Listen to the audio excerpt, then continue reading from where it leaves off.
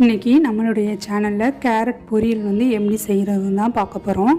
அதுக்கு வந்து நான் ஃபஸ்ட்டு கேரட் வந்து ஒரு 4 கிராம் அளவுக்கு கேரட்டை வந்து தோல் சீவி சின்ன சின்னதாக கட் பண்ணி எடுத்திருக்கேன்.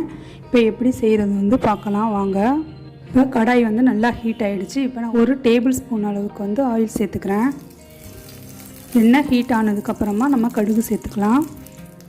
இப்போ எண்ணெய் ஹீட் ஆகிடுச்சு, கடுகு வந்து சேர்த்துக்கிறேன். இப்போ கடுகு நல்லா வெடிச்சிருச்சு. இப்போ 1/4 டீஸ்பூன் அளவுக்கு சீரகம் சேர்த்துக்கிறேன். சீரகம் நல்லா பொரிஞ்சிருச்சு. இப்போ ஒரு பெரிய வெங்காயத்தை சின்ன சின்னதாக கட் பண்ணி வச்சுருக்கேன்.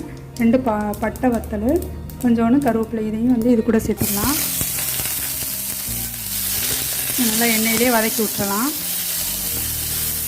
வெங்காயம் ரொம்ப ப்ரௌன் ஆகணும்னு அவசியம் இல்லை, லைட்டாக வதங்கினாலே போதும்.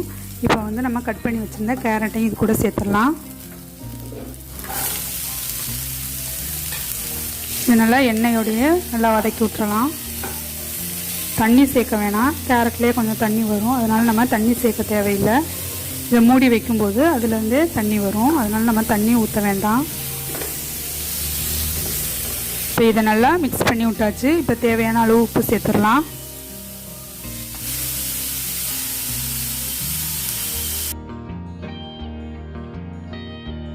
இப்போ இதை வந்து ஒரு 5 மினிட்ஸ்க்கு வந்து மூடி வச்சிடலாம். வேகிற வரைக்கும் நம்ம வெயிட் பண்ணலாம். இப்போ இதை இடையில திறந்து நம்ம ஒரு தடவை கிண்டி விட்டுறலாம்.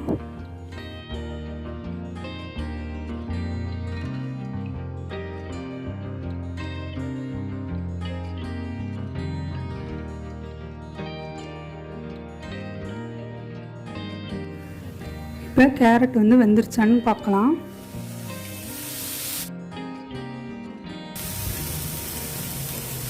கேரட் நல்லா வெந்துருச்சு. இப்போ வந்து நம்ம துருவி வச்சுருந்த தேங்காய் பூவை வந்து இது கூட சேர்த்துக்கலாம். இந்த அளவுக்கு தேங்காய் பூ வந்து எடுத்துருக்கேன், அதையும் சேர்த்துக்கிறேன். இது வேணான்னா இதோடையே நம்ம ஸ்டாப் பண்ணிடலாம். இப்போ இதை நல்லா கேரட்டோட மிக்ஸ் பண்ணி விட்டு ஒரு 1 மினிட்லேயே இதை வந்து நம்ம ஆஃப் பண்ணிடலாம். தேங்காய் சேர்த்ததுக்கப்புறமா ரொம்ப நேரம் வதக்கணும்னு தேவையில்லை. இப்போ ஒரு லைட்டாக இப்படி பரட்டி விட்டுட்டு நம்ம வந்து அடுப்பை வந்து ஆஃப் பண்ணிடலாம்.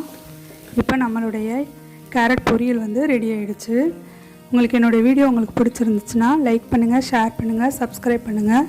கூடவே பெல் ஐக்கானையும் கிளிக் பண்ணுங்கள். அப்போனா தான் நான் போடுற வீடியோ உங்களுக்கு உடனுக்குடன் நோட்டிஃபிகேஷனில் வரும். நீங்களே என்னோடய வீடியோ வந்து மிஸ் பண்ணாமல் பார்க்கலாம்.